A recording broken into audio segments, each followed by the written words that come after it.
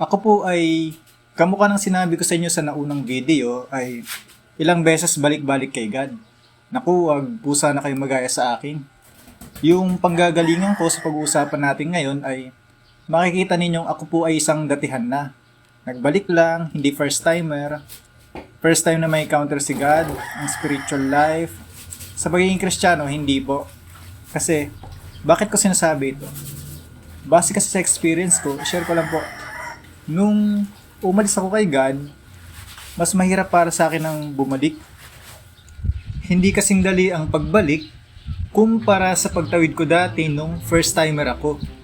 Tatawid ka kasi niyan sa spiritual na pakahulugan po, sa mga magtitiwala kay Jesus, tatawid ka mula sa paghahari ng kadiliman sa mundo, papuntang kaharian ng liwanag. Mula sa kamatayan sa wakas, patungong buhay. Yun, sa akin naging mahirap po yung pagbalik.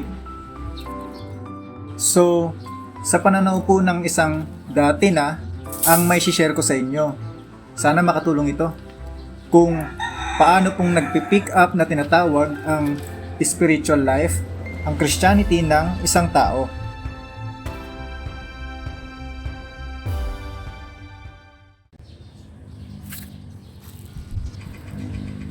Panahon kasi ng mangga ngayon, magpapatayo kami ng mangga para tumagal yung stock sa amin. Pag nahinog na kasi yung mga mangga, nahuhulog lang sa puno. Okay, hindi ko po sinasabi na pare-pareho lang o pareho nang sa akin yung experience din ng lahat ng believer kay Christ. Disclaimer po, meron kasi iba, first timer pero hindi makatawid o ang tagal bago nakatawid sa kaligtasan ng Diyos. At meron din yung iba naman, madali lang sa kanila nung bumalik sila noong naglagalag sa sariling buhay sa mundo. So, hindi pare-pareho kung saan nagsimula, pero masasabi nating nagkakapare-pareho sa andun yung mga kailangang elemento kumbaga para sa wakas ay ganap na magsama ang nag-iisang Diyos at ang isang tao. Nangyayari po ito kasi may baging praktikal din. Ang dapat gawin lang ng tao ay may simulan na siya.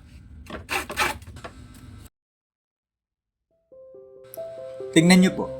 Ang kadalasan kasi na meron na sa isang nagtagal na sa pamumuhay Kristiyano, isang born again Christian na gaya ko ay, syempre, may church life.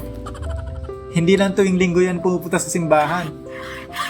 Masaya kasi, may buhay sa church, makikita mo mga ka-churchmate mo, yung iba yung mundo sa labas at hindi kagaya ng mga tao sa mundo yung mga nasa church.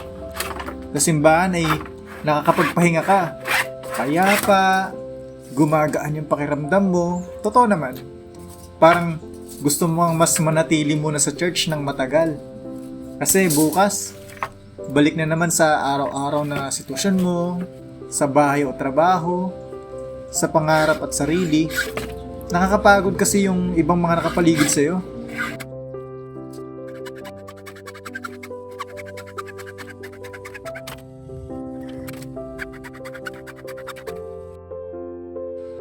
Ano pa? Sa church, nakakasama mo yung mga katribo mo o kagrupo, nagsisharing kayo, yung biruan, at may purpose kayo.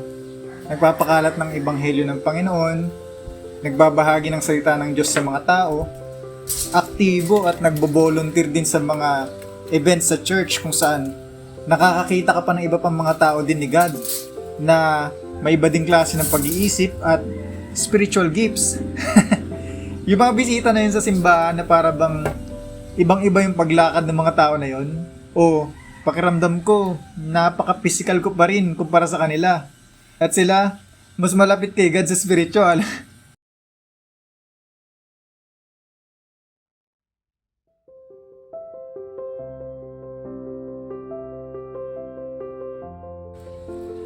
Tinanong ako dati ng pastor kung paano ko daw ba masasabi na ako ay isang Christian disciple.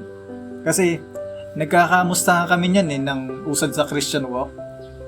At yung mga tanungan na ganyan, simpleng tanong lang pero ang dating eksaktong sagutan dapat ang kailangan niya, no? Ang sagot ko syempre, dahil kay Jesus.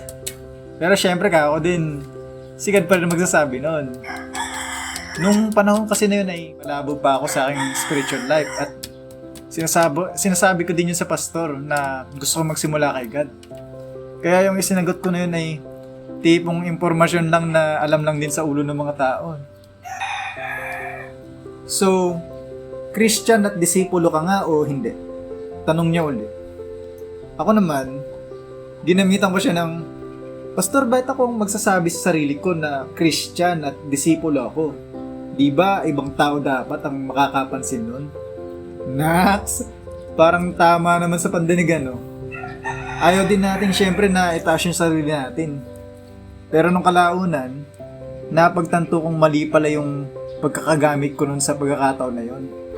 Dahil nakikita ng pastor na hindi talaga ako kumpiyansa na isa akong Christian, isang disipulo. Kasi sa Bible, matututunan mo na may pagtestigo ng banal na espiritu kung ligtas ka o isang Christian eh. Kalaunan pag sinabing dahil kay Jesus, alam mo nang hindi galing lang sa talino yon. Tignan mo sina Pablo at iba pang mga Christian sa Bible, sigurado sila. So si Pastor, natulungan ako ni Pastor ng gabing yon. Pinaintindi sa akin yung mga sagot ko.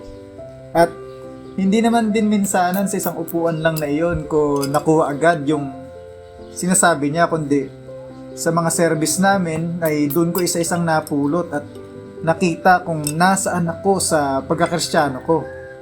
At yung tanong na yun ni Pastor, isa sa mga nakatulong sa akin.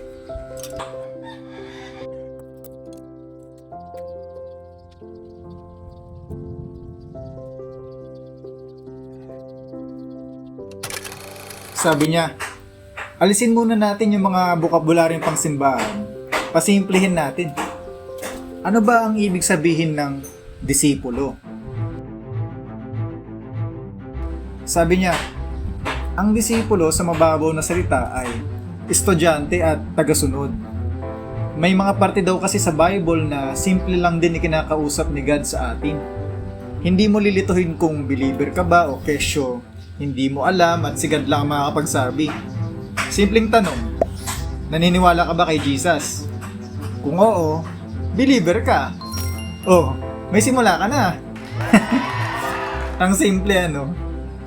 Tapos sabi niya, ngayon, sundan mo si Christ para maging isa kang tagasunod. Sundan si Kristo para tagasunod? Parang papilosopo pa yan, no?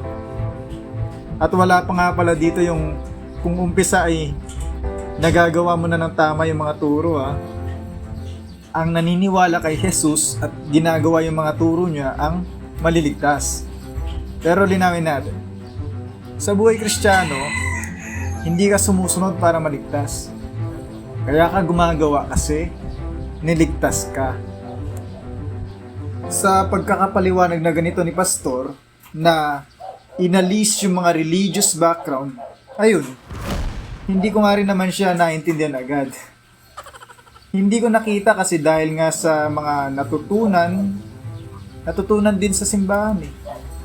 Mga spiritual na requirements na kung ano-ano, saka hindi ko din matanggap agad na simpleng ganun lang yung pinoproblema ko. Ay nako. Pero ang hindi ko napapansin, nag-uumpisa na pala ako sa aking Christianity na parang ako ay nagsisimula uli mula sa isang malinis na desk. Yung parang hinawi at inihulog yung mga gamit na naipon sa ibabaw. Joke. Sininop at itinabi na sa taguan. Kailangan muna kasing mawala ng mga inilagay dati at ang ilalagay ay yung mga kailangan mo lang. At dahil kahawi o kaalis lang ng mga gamit sa lamesa mo, sa bawat ilalagay mo dito ngayon ay magtatanong ka na sa sarili mo, kailangan bang dito ko ito ilagay?